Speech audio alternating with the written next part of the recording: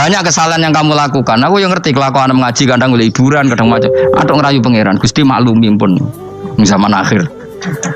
Timbang urusan mbek kowe ada urusan mbek pangeran. Luwih rileks. Mulai ada ulama namanya Sufyan Ats-Tsauri ditanya, "Fa wa ma waditu anna walidayya hasabani." Saya tidak suka andaikan orang tua saya nanti yang menghisap saya. Kenapa? Wong tuaku cek kadang ngamuk be aku. Tapi tak dihisap pangeran oke. Pangeran itu arham, lebih kasih sayang. Saya ini termasuk orang dekat Allah baru kayak Imanul Arab. Saya itu sering baca hadis dan saya yang tiru itu Imanul Arab. Iman yang Gunung Kidul, wong Jogja, wong Madura, pokoknya Imanul Arab. Karena lebih vulgar, lebih ngawur. Dan ngawurnya ini nak ikhlas, itu pangeran tertarik. Tapi ikhlas syaratnya. Syaratnya apa? Ono wong desa iku takok Kanjeng Nabi ngene. Iki kena mbok tiru kan. Tak ijazah iki wis. Khusus wong kriting. Kira kriting takok sing kriting. Pokoke ijazah ini legal untuk yang kriting. Yang enggak kriting minta yang kriting. Ya aja langsung aku muter sing kriting.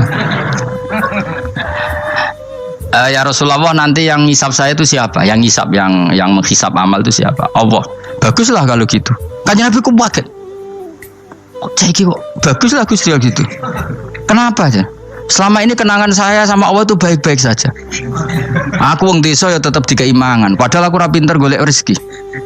Aku ya tetap murid. Padahal ora tau tuku nyawa. Pokoknya baguslah Gusti Nabi kalau yang ngisap Allah. Selama ini kenangan saya sama Allah itu baik-baik saja. Terjadi dawuh Nabi, kalau kamu ingin melihat orang yang ahli jannah, itu loh gigi itu cara. Pokoknya caranya seneng pangerane sawur-awuran tapi ya bagus lah. Dia pernah tanya lagi, ya Rasulullah, apakah Tuhan itu pernah senyum, pernah tertawa? Ya pernah, kata Nabi. Tapi tidak usah kamu angen-angen itu. Terus kata wong desa tadi, lan na'dima min rabbin yadhak khairan. Kalau Allah pernah tertawa, pasti orang yang bisa tertawa itu kebaikannya banyak. Sing ra iso sing ra di kebaikan wong sing gremeng terus. Jadi intinya dia nyifati Allah itu sesuai versinya sendiri. Tapi Nabi kadang seneng perkarane mau. Baguslah kalau ngisap Allah. Kenapa? Jadi kenangan Allah sama saya itu selama ini baik-baik saja. Mesti dene ngrasa wong desa ya mangan, jadi mripat loro, ya irung, ya pokoke dene gampang syukur. Wong aku ora iso ge mripat ya dikai mripat. Aku ora iso di tangan ya dikai tangan. Jadi kadang wong desa iku cara iman lebih. Lho kalau iman kurang ajar. Imane wong kota iku kadang saya dhewe. Syukur ngenteni diangkat dadi menteri, dadi pejabat. Kaya kowe ini syukur ngenteni kreditem lunas kan keribetan. Wong desa gak. Kenapa kamu mengatakan Allah baik? Ya Rasulullah, aku ora tau kepen di mripat ya dikai di mripat. Jadi ora kepengen di tangan ya dikai. Selama ini baik-baik saja. Jadi dia ngukur peparing ya mripat, tangan ora jabatan gak? Cocok kok ambek imane wong bedui-bedui ini. Tangan kan gak kuat kadung duwe. Mripat yo kadung. Nibang bayangno dadi menteri kan repot. Bayangno ngalim muga tambah repot meneh ngono. Jadi apa ya? Makanya Rasulullah itu kadang suka sama wong desa. Wong desa iku nah di sini ini kadang Nabi ngendikan aksaru ahlil jannah al-bulhu, aki-aki penduduk swarga iku al-bulhu wong goblok-goblok. Wong goblok luwih gampang syukur. Cari bangun kalau cek yang ditan. Aku kadang yo iri ambek wong goblok. Tahu bangun zaman masih kiai anyaran. Itu rombongan wali. Ning tanjakan bisa macet.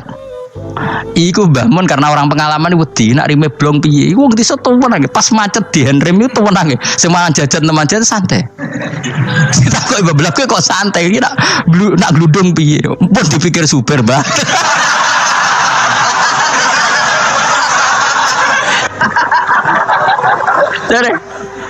Jadi bangun, kok enak dadi wong apa? Goblok. Kowe kadang ngiri kowe mau. Dekne ngrakuti Ka'bah, kangen Ka'bah. Kuangen wae Ka'bah. Aku sing kepikiran. Iki kena minyak terhukumi piye? Kan enak sing dadi wong goblok. Ada ngiri ya, tapi tetep aku mau dadi wong goblok tetep. Mau aku tetep mau dadi wong goblok mau. Cuma iki cerita irine lho napa? Urip kok penake ngono. Sesi tak takok ya. Lah kowe mikir bambu swarga to. Lho kan dipikir jenengan Gus jenengan kiai ini. Mate nombong. Mun aku di umat kowe yo mikir. Jangan-jangan kowe swargamu ape anut aku. Mate nombong tenan. Dadi wong goblok ku penak uripe ku. Radio duit proposal loros kode BPJS kan. Orang untuk sumbangan daftarkan diri sebagai orang miskin. Ben kono dipikir menteri keuangan, pokoknya ram larat, terus melarat no dewe kondo. Enak di, jadi goblok wong pinter. Coba wong goblok sak Indonesia ku dipikir pakar-pakar sing doktor. Saiki wong mikir mbak sing dipikir ya nanti. Ayo jawab. Wono ruwapet tenanan ngentas kemis sing melarat sewantai ngopi rokokan. Santai. Aku kan gini bagus. Bapak itu anggar, bapak besubuh kan ngaji nyemak beda-beda. Kan ben laku bapak.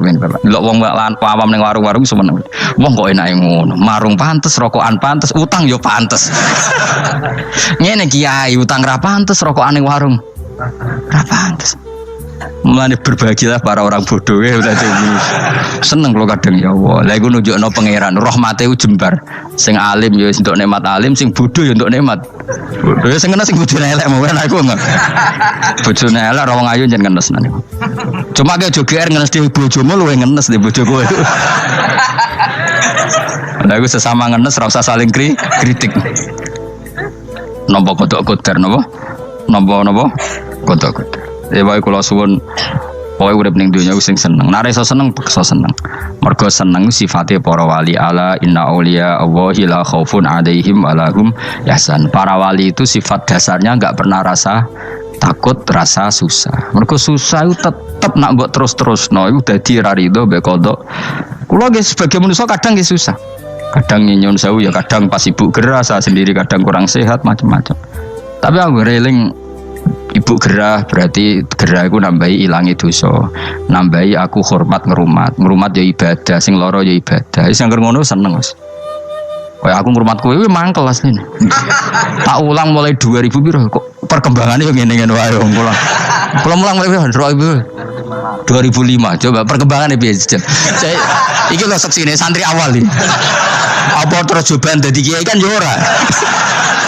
Pero perubahannya Mustafa Bero kan. Tak takok-takokno iku ya tetep ae. Kowe terus dadi khotib gak lho. Gak ono ya, gak ono perkembangan. Cara nuruti sebagai guru mangkel. Maksud itu kowe sampean krungu kabar Mustafa dadi mubalek kondang, taruhin, tak dukun kondang kan ya ora krungu kabar.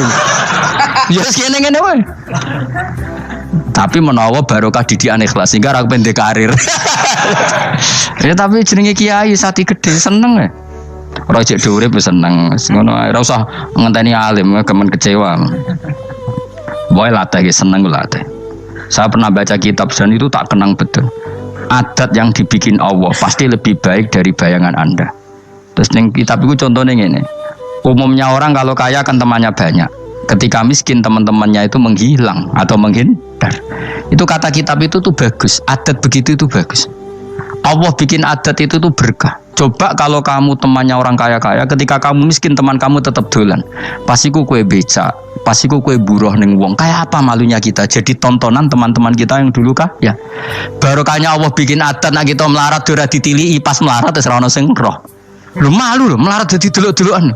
Ayo kowe dhisik sugih tumpakan Ferrari, geng Lamborghini atau geng Mercy, geng Alphard. Bareng ngono kowe melarat bure wong disentak-sentak mbek majikamu, ditilihi kancamu dhisik. Isin gak? Ayo milih ditilihi atau ora yo? Milih ora kan? Artinya Allah bikin adat nek melarat ditinggal temannya itu bagus. Nikmati wae ngono. Selama ini orang kan gerutu, wah aku melarat kanca lali, apik lali ngono lho. Dong to. Artinya Allah kalau bikin adat tuh nikmati wae. Isin lho kan? Wis lho melarat digedul-gedul aduh. Ya milih digedul-gedulan ora? Milih ndak kan? Lah milih ndak terus Allah bikin adat lalah kanca-kanca kita zaman sugih lali. Wis anggap iku barokah. Tapi uang kadang kan gak terima. Padahal Allah bikin adat itu dikira-kira. Tetap apa yang jadi sunnatullah itu yang terbaik. Dalam Islam senang itu sudah ibadah. Jadi di antara ibadah terbaik manusia itu senang. Jadi kalau analoginya kita dikasih rumah teman atau mertua atau guru atau siapa saja, hal paling menjengkelkan itu ya sudah dapat gratisan gerutu itu geremeng. Nah ini kita sudah pakai buminya Allah itu gratis, pakai airnya ya gratis, pakai oksigen ya gratis, kok masih gerutu, itu sudah jadi hamba yang nggak bener itu. Jadi bayangkan kalau kita pakai oksigen bayar, pakai buminya bayar, pakai airnya bayar semua, kayaknya kita tidak mampu membayar ya. Dan kita sama Allah hanya disuruh ikrar, disuruh sujud. Pentingnya ilmu satu bahwa itu akan menjadikan satu perilaku. Misalnya begini ya, dulu itu kiai-kiai Jawa zaman dulu itu berpatokan karena dulu pemerintahan Hindia Belanda, saya ulang lagi masih pemerintahan Hindia Belanda. Itu dalil yang sering diutarakan itu sebaik-baiknya Umar itu yang datang ke ulama, terus sejelek-jeleknya ulama itu yang datang ke Umar. Tapi semenjak pemerintahan Indonesia dan kemudian ditandai beberapa tokoh kayak Gus Wahid putra Kiai Hasyim jadi Menteri Agama, ada Gus Wahid putra Kiai Wahab juga jadi Menteri Agama, ada Kiai Fatur Rahman keluarga Mbah Maimun, keluarga Sarang juga pernah jadi Menteri Agama. Kemudian bersamaan dengan itu dibangunlah satu pegangan ilmu. Pegangan ilmu ini penting karena ini yang mengilhami semua orang Islam, terutama ya utamanya ulamanya. Ada seorang ustadz, seorang guru ngaji yang karena melihat rata-rata penguasa itu zalim ya, datang ke Harun Ar-Rasyid. Ini perlu disemak, datang ke Khalifatullah atau Amirul Mukminin Harun Ar-Rasyid. Karena beliau seorang raja tentu terduga lah atau ya umumnya atau gimana lah istilahnya itu ya rata-rata ya agak seenaknya namanya raja, namanya penguasa. Ini dalam pikiran ustadz itu tidak mesti dalam fakta. Kemudian si ustadz itu matur, ya Amirul Mukminin, inni nasihun lak famusyaddidun alaika fala tajidanna fi nafsika syai'an. Saya ini mau nasihati Anda, kemudian saya cara nasihati itu keras.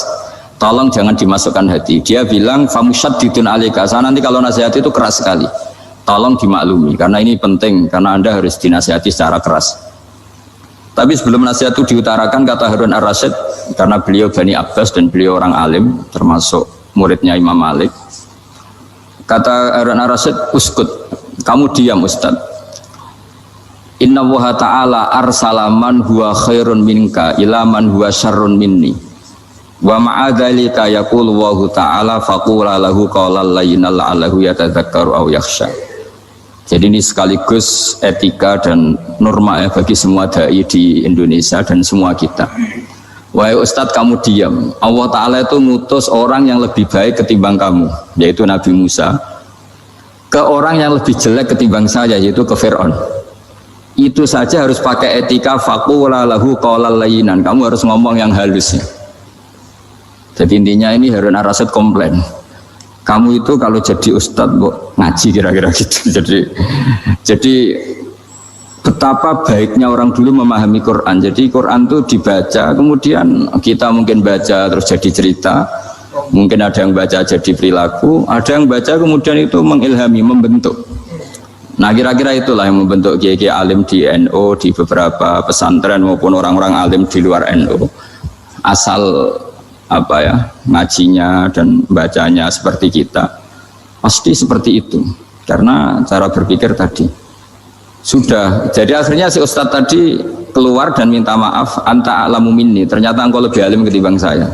Jadi kalimat famusyaddidun alaika, saya akan keras cara memberi nasihat, itu yang diket, yang dipotong, yang dibatalkan atau yang diralat oleh Khalifatullah Harun Ar-Rasyid, yaitu dikatakan Inna Allaha ta'ala arsala man huwa khairun minka ila man huwa syarrun minni, yaitu Allah mengutus orang yang lebih baik ketimbang kamu, yaitu Nabi Musa, ke orang yang lebih jelek ketimbang saya, yaitu Fir'aun. Itu pun harus faqula lahu qawlal layyinan. Cara berdakwah harus dengan kata-kata yang halus, yang lembut, yang indah. Dan dengan kata-kata itu diharapkan la'allahu yatadzakkaru aw yakhsha, semoga yang didakwai menjadi ingat. Sehingga dengan kemampuan ilmiah seperti ini menjadi pegangan bersama bahwa kita sebagai dai atau sebagai tetangga atau sebagai sama-sama warga Indonesia, bawaan kita memang harus faqula lahu qawlan layyinan la'allahu yatadzakkaru aw yakhsha. Kemudian dalam disiplin ilmu yang lain, halus itu tidak kuat. Angin itu ya halus, tapi kalau di manage itu jadi kekuatan yang dahsyat. Begitu juga air dan sebagainya. Sehingga tidak perlu khawatir terus kalau dakwah halus itu tidak punya efek yang signifikan. Tidak juga. Allah Ta'ala itu pengelola angin. Angin itu kekuatannya dahsyat, sehingga Nabi Sulaiman dikasih kekuatan angin dan bisa terbang kemana-mana. Kemudian sekarang jadi teknologi yang banyak memanfaatkan angin, mulai rem, mulai apa saja. Sehingga dari cerita saya ini kemudian terus kiai-kiai itu membentuk dakwah termasuk di ekonomi dengan cara yang rileks. Nah, cara rileks itu satu tentu dimulai dengan ilmu. Misalnya begini, saya beri contoh. Ketika ada orang melafadzkan kalimat la ilaha illallah, tiada Tuhan selain Allah. Kemudian kalimat ini mungkin kalau orang NU baca itu rutin ya, karena kiainya kelamaan ya yang ikut sambil tidur ya. Kalau tahlil itu disebut kiai tertentu itu mesti yang belakang wah suwi itu kalau kiai itu lama itu. Nah kiainya juga karena jadi lakon ya kan lebih semangat karena pegang mic. Biasanya gitu di NU itu. Kalau khotib mesti semangat karena yang pegang mic, yang dengerin mesti ngantuk karena monoton gitu. Karena yang mendengerin sudah tahu pasti nyuruh baik meninggalkan yang jelek. Jadi ilmunya sudah disimpulkan dulu. Setiap yang tidur di masjid mesti tak tanya kenapa tidur. Ilmunya tidak ada perkembangan, Gus, nyuruh yang baik meninggalkan yang jelek. Tapi kalau ilmunya agak ada perubahan kan dengar semua pasti nyuruh yang jelek meninggalkan yang baik. Karena watak manusia itu agak-agak suka fitnah, itu suka geger. Tapi kalau monoton itu mesti enggak itu. Tapi yang menjadi pegangan kita, saya ulang lagi, itu ilmu dulu. Saya ulang lagi, itu ilmu dulu. Saya berkali-kali menyontohkan, kalau ada orang kafir, orang yang tidak bersyahadat 70 tahun, kemudian dia bersyahadat sekali saja di akhir hayatnya, itu kata Allah, qulil ladzina kafaru iyyantahu yughfar lahum ma qad salaf. Katakan ke mereka yang kafir, jika dia mau bersyahadat, itu masa lalunya diampuni semua. Sehingga kedahsyatan kalimat ini luar biasa. Orang yang kafir 70 tahun saja barokahnya la ilaha illallah ini dosanya bisa diampuni semua. Nah kemudian karena ilmu ini tidak begitu populer atau kurang dipopulerkan atau kita sendiri kurang menghayati, sehingga la ilaha illallah itu lebih dianalisis cara lafadz ini, pelafatannya ada sanadnya ndak ya gitu. Terus cara melafatkan bareng-bareng seperti itu ada tumpengan ini bid'ah enggak ya. Jadi pertanyaannya sudah tidak tentang keramatnya atau sakralnya atau fadilahnya la ilaha illallah, tapi sudah macam-macam. Dan cara seperti ini ada hadisnya enggak, legal enggak, terus ada sanadnya enggak.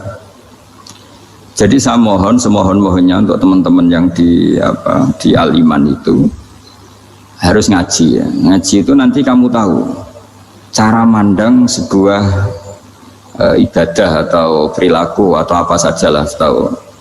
Karena al-ilmu yurisul ahwal, ilmu itu bisa mengilhami cara pandang. Dulu yaitu saya ulang lagi, ketika zaman Hindia Belanda, karena pemerintahnya Hindia Belanda itu ulama-ulama keras sekali, sejelek-jeleknya ulama itu yang datang ke Umarok. Tapi setelah era Mbah Hashim, era sampai Mbah Maimun, itu mereka peduli sama Umarok, sama semuanya sama-sama warga Indonesia yang ingin melihat Indonesia yang lebih baik.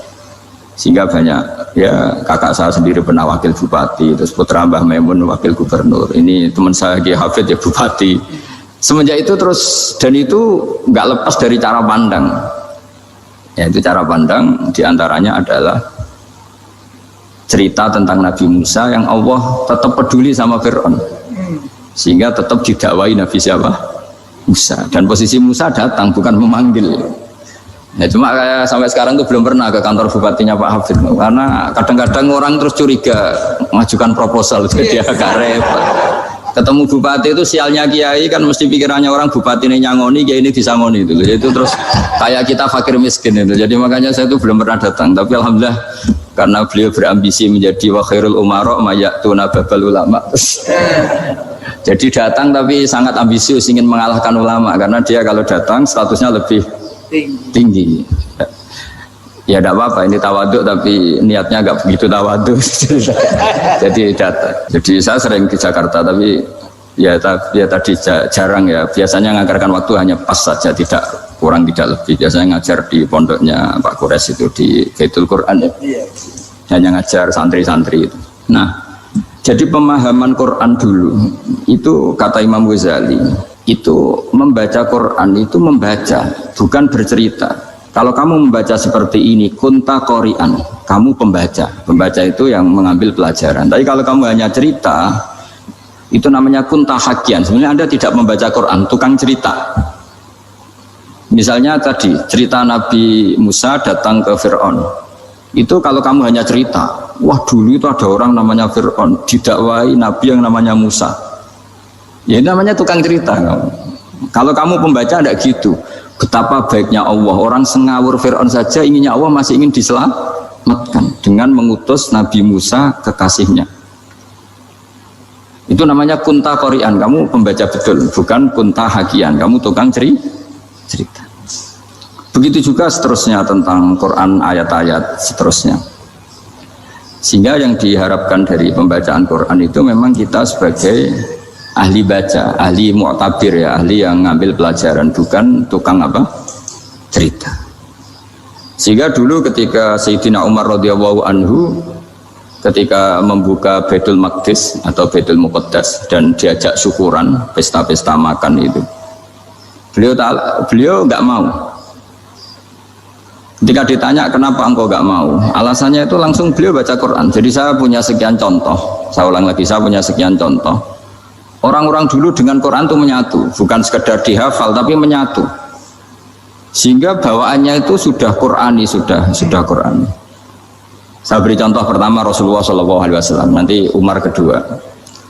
Rasulullah itu pernah nggak makan sampai 3 hari. Terus ditanya oleh sahabat, lalu kekuatan engkau bisa hidup apa? Terus menghentikan al-aswadani, maksudnya itu tamar dan air, hanya makan kurma dan air. Tapi beliau tidak ketemu roti atau nggak ketemu nasi lah kalau orang Indonesia. Ketika hari ketiga dikasih makan oleh sahabat, dipotongkan kambing, kemudian baru makan 3 lukmah, kira-kira ya 3 asupan nasi, berhenti.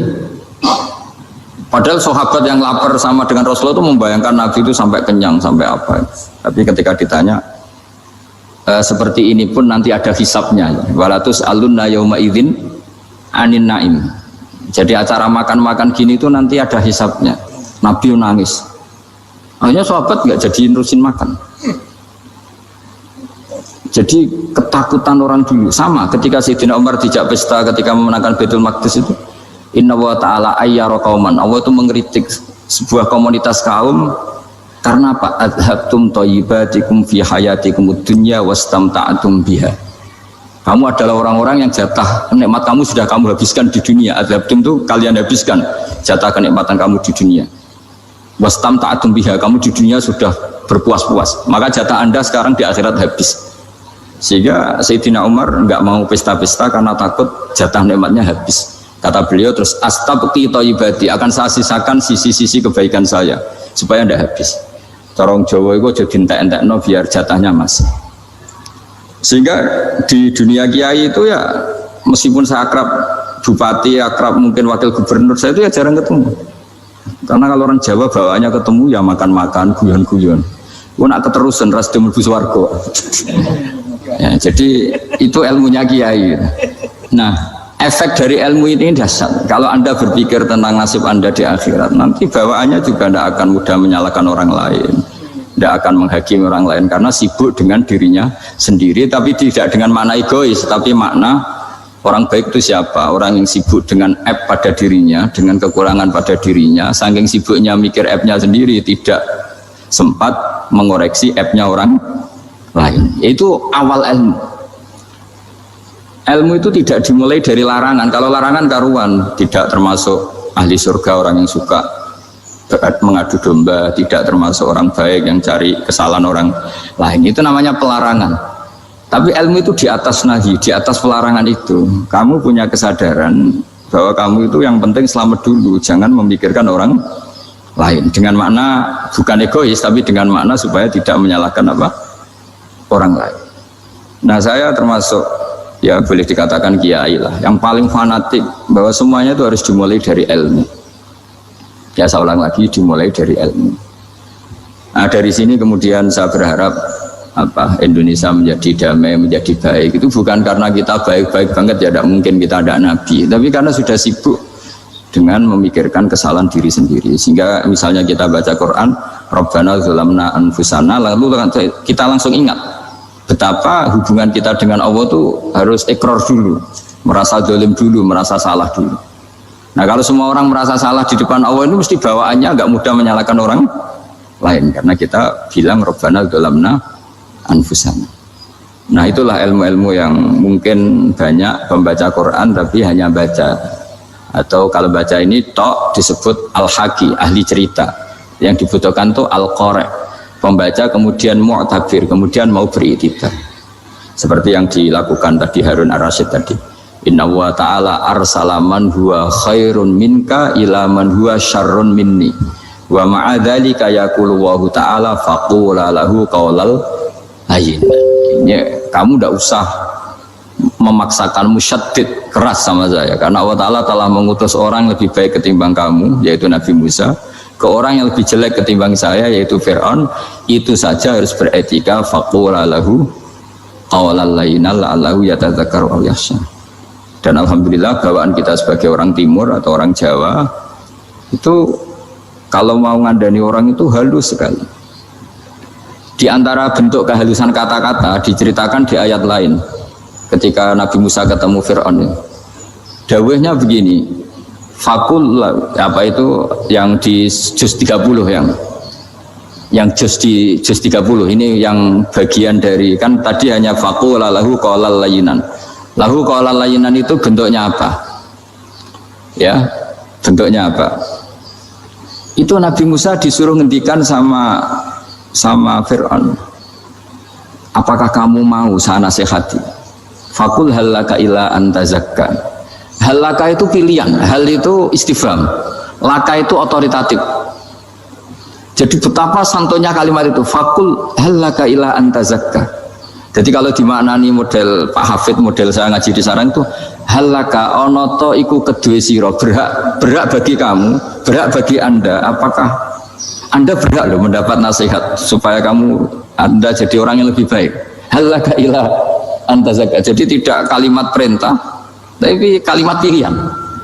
Apa engkau mau saya beri nasihat? Wahdiyaka ila rabbika fatakhsha. Dan saya beritahu kamu tentang Tuhan, dan kemudian kamu menjadi orang yang baik, fatakhsha, orang yang punya khasyah, punya. Jadi kayak apa kalimatnya itu? Napa jenengan kerso? Itu kalau orang Jogja, orang-orang daerah-daerah yang berada nyugui tamu itu kan, ayo makan-makan, itu kan kayak tamunya itu kelaparan. Masa Pak Yusuf Mansur kelaparan? Tidak mungkin kan. Masa Ustadz terkenal kelaparan kan? Tidak mungkin itu. Monggo, nopo jenengan ngersakno. Karena bisa saja tamunya itu tidak kerso, mungkin karena darah tinggi, mungkin karena takut dianggap fakir miskin, macam-macam kan orang enggak. Itu kalimatnya itu halaka ila antazakka. Kayak apa indahnya dakwah. Halaka ila antazakka, itu ada kata laka itu ya terserah jenengan mau enggak ya. Wa ahdiyaka ila rabbika fatakhsha. Nah, itu yang disebut membaca. Kunta qori'an la hakian, Anda benar-benar membaca Quran, bukan sekadar pencerita. Ya karena saya kiai, jadi kalau kiai itu kan ingatnya sama Allah saja, kalau sama manusia itu rontok-rontok lali gitu. Itu bukan memaksa, ya memang lupa. Sejauh mana sih pentingnya manusia kan tidak penting cara ilmu tasawuf itu. Tapi karena ini titipan Rasulullah SAW terus menjadi penting kan. Dititipi umat gak jenengan itu yang sudah ngaji ngatur kiai ribet itu. Kiai ini biasa ngaji kan, kiainya yang ngatur, santri ini enggak. Pak Yai ngaji tanggal ini jam ini.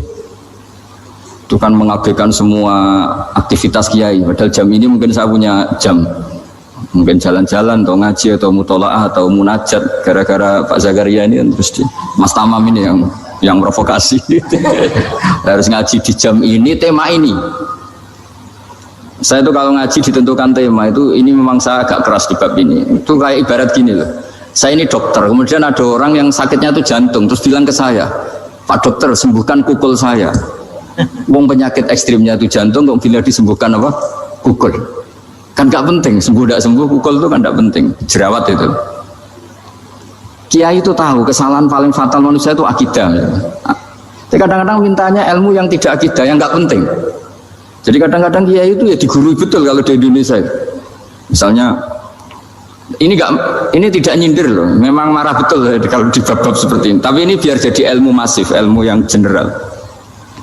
Saya ulang lagi ya, Anda jadi dokter, tahu pasien Anda ini penyakit jantung kronis atau sudah fatal lah sudah. Terus orang itu bilang, Pak Yai, itu Pak dokter, tolong obati kulit saya supaya tidak jerawatan. Kamu bilang ini orang aneh enggak? Aneh kan? Nah, kiai juga gitu. Saya sering itu ada orang mau haji itu, Gus doain saya jadi haji mabrur. Pernah belajar haji Pak? Dereng. Mungkin enggak orang belum belajar nyupir terus kemudian minta didoain, Gus saya mau nyupir doain selamat. Nyupir aja enggak bisa kok minta doa selamat. Harusnya urutannya kan belajar dulu baru minta doa. Tapi kali ini aliman bener ngajaknya akidah dulu, ahli sunnah kan. Nah, itu bener karena akidah itu hal yang prinsip memang harus. Kalau kebetulan enggak bener taruh visi betul. Untungnya kok temanya bener. Jadi saya mohon ke seluruh orang-orang yang mau ngaji ke kiai itu tema itu biar yang milih kiai supaya tahu prioritas yang harus benahin. Jangan tema yang kita yang milih, jangan-jangan tema yang kita pilih itu tidak mendesak atau tidak penting. Ini bukan apa-apa, ini saking ingin baik saya ya, keinginan baik saya supaya dulu zaman sahabat ya gitu. Kalau ada pertanyaan salah sama Nabi dibenerin, cuma Nabi terlalu bijak, cara benerin tuh enak. Kalau saya karena tidak Nabi saja ya agak kasar kan, kalau tidak Nabi tidak wajib bener terus, yang wajib bener terus itu Nabi. Saya beri contoh ya. Nabi itu ngendikan tentang kiamat, kiamat itu dahsyat, mengerikan gini-gini. Kalau pikirannya orang kampung itu begini, Nabi ini aneh. Cerita kiamat dahsyat tapi nggak ada tanggalnya, nggak ada tahunnya. Harusnya ada dong biar kita bisa persiapan. Sehingga Nabi disomasi di tengah-tengah khutbah itu, ya Rasulullah mata sa'ah. Nah, karena ini orang Bedui, Nabi nggak dengerin, maju ulang lagi. Mata sa'ah ya Rasulullah. Ketika Nabi mengabaikan itu ada dua kelompok sahabat, yang satu bilang lam yasma, Nabi tidak dengar sehingga mengabaikan. Yang kedua bilang sami'a wa kariha, Nabi sebenarnya mendengar tapi tidak berkenan. Tapi diulang lagi ketiganya, ya Rasulullah mata sa'ah. Akhirnya Nabi jawab, mau tidak mau, karena kalau enggak ya dia namanya orang Bedui ngomong terus. Nabi balik tanya, ya karena cara berpikir dia kalau kiamat itu jelas kapannya kan bisa persiapan gitu. Paling enggak pas mau kiamat terus pas ngaji Quran apa kan bisa persiapan itu. Akhirnya Nabi balik tanya, ma'atatalaha, kalau kamu berani tanya kiamat lalu persiapan kamu apa? Ya terus orang itu bilang masyhur itu, ma'atatulaha kabira sholatin wala syamin wala kadza wa kadza walakinni uhibbuka. Saya sebenarnya tidak punya persiapan ya Rasulullah, cuma persiapan banyak puasa ya enggak, banyak sholat enggak, tapi saya mencintai engkau. Terus masyhur itu jadi hadis paling legenda, almar'u ma'aman ahabba, sebagian disebut anta ma'aman ahbabta. Ini kata semua sahabat yang di masjid. Si Bedui ini orang paling dibenci sahabat karena mengganggu Nabi saat khutbah, tapi akhirnya ini menjadi orang paling dicintai sahabat karena barokahnya itu hadis itu keluar secara terbuka, almar'u ma'aman ahabba. Sebagian riwayat yukhsyarul mar'u ma'aman ahabba, nanti orang akan sowan sama Allah bersama orang yang mereka cinta. Itu sahabat-sahabat fama farihu ba'dal Islam farahahum biadal hadis. Mereka tidak pernah senang setelah masuk Islam sesenang hadis ini, karena kita tidak perlu soleh-soleh banget, cukup menyintai orang apa? Soleh gitu. Makanya saya sekali bilang itu ya, kadang-kadang saya jadi orang alim itu ya rugi. Ruginya tadi misalnya untuk menjadi orang alim kan harus hafal Quran, ngaji Bukhari, Muslim, Ikhya. Ternyata pengumuman kedua orang nggak bisa apa-apa, gelombang kedua para pecinta waduh itu kan repot ya. Jadi kita yang jadi orang alim susahnya bukan main, ternyata disaingi pengumuman kedua dan para pecintanya. Wah itu kan akhirnya ketemu orang-orang nggak jelas tadi itu. Nah itu ya termasuk farah dalam Islam, farhatul aibin. Jadi seneng itu di Islam itu ibadah. Ya kul bi fadlillah wa bi rahmati fa bidzalika falyafrahu. Seneng itu diperintahkan Allah. Saya tuh sering di kamar, kadang itu nyun sewu kayak gatelan itu, apa itu. Ya agak kukur-kukur terus merengut saja malu. Malu saya itu dilihat Allah kok kayak agak ridho itu malu. Ya kayak tadi lah, kamu dikasih rumah gratis. Kemudian pas yang ngasih datang kamu kelihatan cemberut, itu yang ngasih kan mangkel. Sudah dikasih gratis masih cemberut. Sama hubungan kita dengan Allah itu semuanya dikasih gratis. Makanya tabassum, senyum itu ibadah. Kita yang nekuni ilmu hadis, betapa hebatnya Nabi ngendikan, kalau kamu tidak bisa ibadah yang berat-berat, cukup ibadah senyum. Kadang ngendikan tol kau tiwajin, kamu cukup berwajah yang indah, yang menyenangkan. tabassum, senyum. Kalau kamu tidak bisa membalas jasanya orang yang ngasih, minimal kamu senyum, minimal kamu kelihatan seneng gitu. Nah, makanya seneng itu sudah ibadah. Dan sekarang orang untuk seneng aja susah, karena bawaannya nuntut orang lain supaya kayak keinginan dia, bawaannya nuntut, ya ribet. Kalau gitu ya ribet. Makanya saya bilang al ilmu yurisul ahwal, ilmu itu diperkuat. Nanti yurisul ahwal, ilmu itu akan membentuk Anda. Dulu beberapa raja itu ya aku mau luhur karena jadi raja, punya apa saja. Tapi punya penasihat ulama itu ya nasihat itu sederhana. Ada seorang raja tanya ke kiai, gimana dengan semua kerajaan saya? Wah, padahal dia punya apa saja. Jenengan miskin sekali, itu kerajaan seluas ini. Kok bisa aja? Terus ditanya sama si ulama tadi, andaikan Anda di padang pasir, kemudian kalau tidak minum segelas air itu mati, apakah Anda akan membeli segelas air ini dengan semua kerajaan Anda? Oh iya, pasti apapun saya lakukan untuk mendapat satu gelas air. Terus la tafrah bimulkin la yusawi syarhamain, kamu jangan bangga dengan kerajaan yang nilainya itu enggak sebanding dengan segelas apa? Air. Akhirnya raja itu mikir, saya tidak jadi raja bisa hidup, tapi kalau nggak minum air mati, berarti penting satu gelas air. Akhirnya lama-kelamaan ini nganggap kerajaan itu biasa, ternyata nggak sepenting segelas air. Ya seperti kita lah, misalnya orang nggak punya alpat itu tidak malu, tapi kalau nggak punya celana itu malu. Kamu mau punya alpat tapi nggak punya celana? Kan nggak mau. Yaitu ilmu itu yurisul akhwal, ilmu akan melahirkan satu perilaku. Jadi kalau ilmu Anda mantap, pasti syukurnya juga mantap gitu. Ya makanya saya termasuk kiai yang selalu mendorong pentingnya ilmu. Bahkan kata Sufyan Ats-Tsauri ngendikan saking pentingnya ilmu, ada kata fa'lam annahu la ilaha illallah, dimulai kata fa'lam. Dan saking pentingnya ilmu itu, setiap nabi itu status permanennya itu hanya satu, mengajar. Rabbana wab'ats fihim rasulam minhum yatlu 'alaihim ayatik, membacakan ayat-ayat Allah, sampai wa yu'allimuhumul kitab, mengajarkan kitab wal hikmah. Bahkan Allah sendiri wasofa dzatahul 'aliyah bi annahu al-muallim, yaitu Allah ngendikan Ar-Rahmanu 'allamal Qur'an. Jadi betapa hebatnya pengajar. Allah sendiri mensifati dirinya itu Ar-Rahmanu 'allamal Qur'an. Allah itu Maha Rahman yang mengajarkan Quran. Di surat Iqra juga disebutkan Iqra wa rabbukal akram alladzi 'allama bil qalam. Jadi Allah mensifati dirinya sebagai pengajar. Kayak apa pentingnya mengajar? Karena al-ilmu yurisul ahwal. Ilmu ini melahirkan satu sikap. Pernah ada orang hartanya itu habis karena ngobati ibunya. Terus datang ke saya, dia sumpek karena hartanya habis ngobati ibunya. Terus dia bilang, Gus, saya ini sekarang sudah miskin karena ibu saya sakit dan harta saya habis untuk ngobati ibu saya. Terus tak guyoni sama saya, on kepen pinter apa kepen goblok? Kepen pinter Gus, ingin pinter apa ingin goblok? Katanya ingin pinter. Kalau ingin pinter bahasanya jangan gitu, harta kamu tuh masih di akhirat karena habis untuk ngobati ibu. Bayangkan kalau habis untuk maksiat itu habis betul. Terus dia mulai syukur, alhamdulillah Gus, harta saya habis secara heroik karena untuk mengobati apa ibu. Sudah pinter dia, akhirnya miskin sampai sekarang ya tetap pede saja karena masih punya tabungan di akhirat. Dan itu saya terinspirasi oleh ilmu juga. Jadi dulu Sayyidah Aisyah itu pernah nyimpan sepotong daging kambing, disimpan untuk dimakan beliau karena beliau mau iftar ya, mau buka atau apa. Singkat cerita, karena bawaan keluarga Nabi itu sakhok, ada orang minta dikasihkan. Suatu saat akhirnya kan habis, terus Nabi tanya, yang daging tadi di mana? Habis. Terus Nabi cara menjelaskan itu indah sekali. Harta kamu itu baju yang kamu pakai nanti ya rusak, yang kamu makan nanti ya ke WC. Wa tasaddaqta fa abqaita. Memang di semua riwayat itu pakai dhamir mukhatab mudzakkar, meskipun asal-usul riwayat itu untuk Sayyidah Aisyah karena untuk umum. Yang kamu sodakohkan tuh yang masih. Kamu jangan bilang kamu sodakohkan tuh yang habis. Yang kamu sodakohkan tuh yang masih. Misalnya saya punya uang 1 miliar misalnya, terus pernah tak sodakohkan ke fakir miskin atau ke kiai atau ke pondok 100 juta. Itu yang mesti masih, karena kadung di luar kekuasaan kita.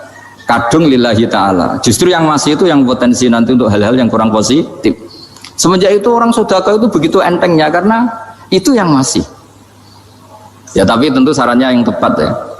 Saya sekarang sering kampanye sedekah tepat karena misalnya sering saya itu didatangi orang kaya. Saya ini punya uang banyak, ingin punya masjid biar dipakai orang Jumatan. Terus saya bilang, kamu ingin jadi orang baik betul apa baik versi Anda? Baik betul, Gus. Tak ajarin mau, gak tersinggung, mau Gus.